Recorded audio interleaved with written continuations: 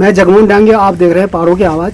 और मेरे सामने हैं द्वारीखाल के ब्लॉक प्रमुख श्री महेंद्र सिंह राणा जी, जो किसी परिचय के मोहताज नहीं है।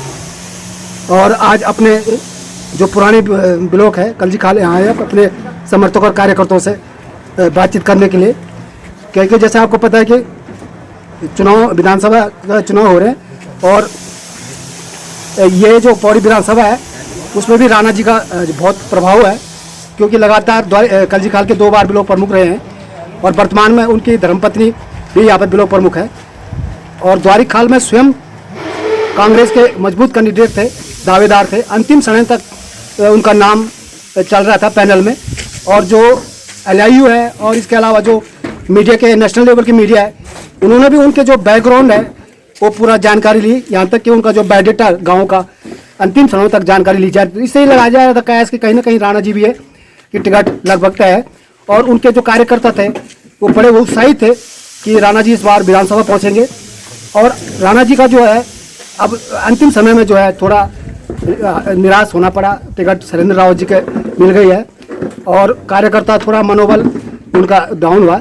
लेकिन राणा जी का जो आदेश होगा वो कार्य करेंगे, उन्हीं से बात करेंगे आज आमने सामने में। राणा जी हमारे साथ हैं। राणा जी आपका स्वागत है एक बार है पहाड़ों की आवाज़ में। राणा जी, जैसे 2 ही साल हुए आपको ब्लॉक प्रमुख बने द्वारीखाल, लेकिन जो आपने उस 2 साल में काम किया, जबकि कोरोना के दौरान आपको समय भी कम मिला, पाबंदियाँ भी थी, कोविड के जो दायरे थे उसके बाहर आप जनसभाएं जनसंपर्क कर से, उसके बाद भी आपने बहुत बेहतरीन कार्य वहाँ किया। उधर का उदाहरण वहाँ पे दिख रहा है जिसमें आपने वहाँ की बिल्डिंग का उद्घाटन करा है, एक जनसभा वहाँ पे वो मिल गया था।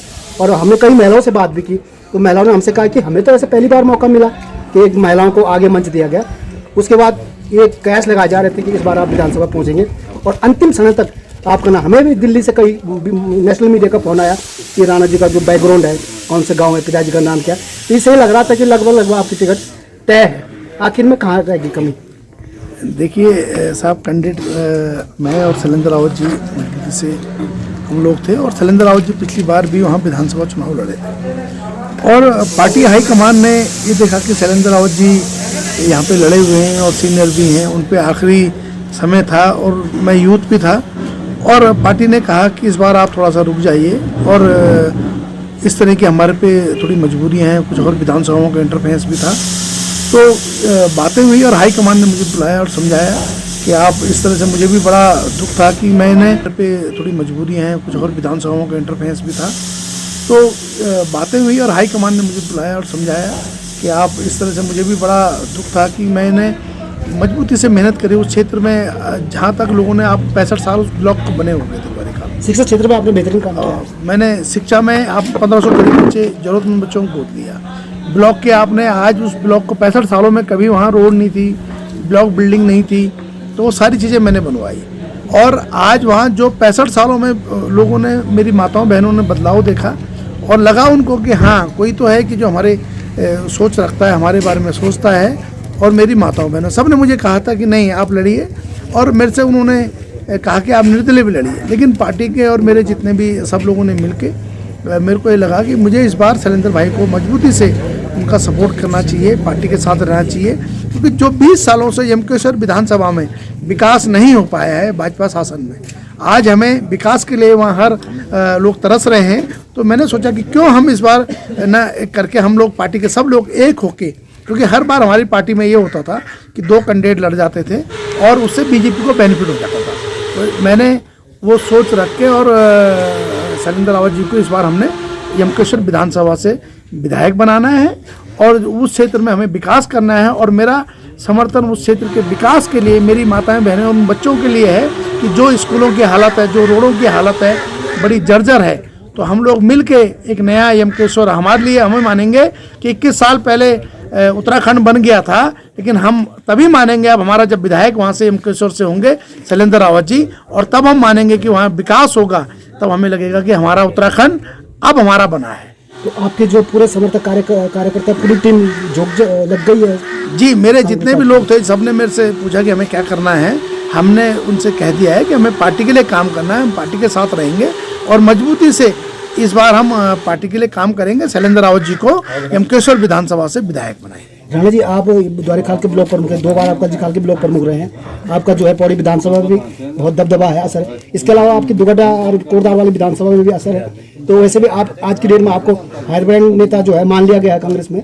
तो आप कहाँ कौन कौन विधानसभा में आप इस टाइम पार्टी के सहयोग करेंगे? देखिए, हम यमकेश्वर विधानसभा में तो हूँ ही, मैं, मेरा जहाँ नेतृत्व था वहाँ है ही। आज आपने देखा होगा हमारे कल्जीखाल के मेरे जितने युवा साथी हैं, मेरे भाई बंधु हैं, और जो हम लोग सब मिलके ही फैसला लेते हैं। आज सभी लोग मेरे साथी लोग आए हैं और हमारे अभी जो कैंडिडेट हैं कांग्रेस के, क्योंकि मैं कांग्रेस पार्टी से हूँ, कैंडिडेट हैं। हमारी जो 5 साल में हम लोगों को जो दिक्कतें रहीं, जो हमको परेशानियां रहीं, और हमारे कार्यकर्ताओं की शुद्ध फैसला मेरे भाई बंधु लेंगे, मेरे युवा, मेरी माताएं बहनें लेंगे। मुझे वो मंजूर है। जैसा हम लोग सब मेरे भाई लोग चाहेंगे, हम वो मिल के फैसला लेंगे और उसी तरह से आगे की रणनीति पौड़ी विधानसभा में तय करेंगे। तो ये थे मेरे साथ महेंद्र सिंह राणा जी, जो द्वारिखाल ब्लॉक के प्रमुख है, और उन्होंने बता दिया कि यमकेश्वर में पूरी ताकत जोड़ देंगे, सैनिक रावत जी को विधानसभा भेजेंगे। उनका भी प्रतिष्ठा का सवाल हो गया, मेहनत उन्होंने लगातार की है। लेकिन अब पौड़ी विधानसभा में भी यहाँ पे चुनाव जो नवल किशोर प्रत्याशी है, उनके लिए यहाँ पे एक बैठक की गई अपने कार्यकर्ताओं का। आप देख सकते हैं यहाँ पे इतनी बड़ी भीड़ है, और अब यहाँ पे कार्यकर्ताओं के साथ बातचीत करने के बाद ही तय किया जाएगा। और उसके बाद सबके मन की बात रखने के बाद, सोचने के बाद, विचार विमर्श करने के बाद नवल किशोर के लिए यहाँ पे काम किया जाएगा। उन्होंने बताया। मैं अपने सहयोगी तनुजा रावत के साथ पहाड़ों की आवाज़ के लिए जगमोहन डांगी, विकासखंड कल्जीखाल, पौड़ी विधानसभा, उत्तराखंड। जय उत्तराखंड। पहाड़ से जुड़ी खबरों को वॉइस ऑफ माउंटेन्स आपके लिए लगातार ला रहा है। यदि आपने हमारा चैनल अभी तक सब्सक्राइब नहीं किया तो प्लीज़ सब्सक्राइब कीजिए, घंटी बजाइए, शेयर कीजिए, कमेंट्स कीजिए और लाइक जरूर कीजिए। देखते रहिए वॉइस ऑफ माउंटेन्स।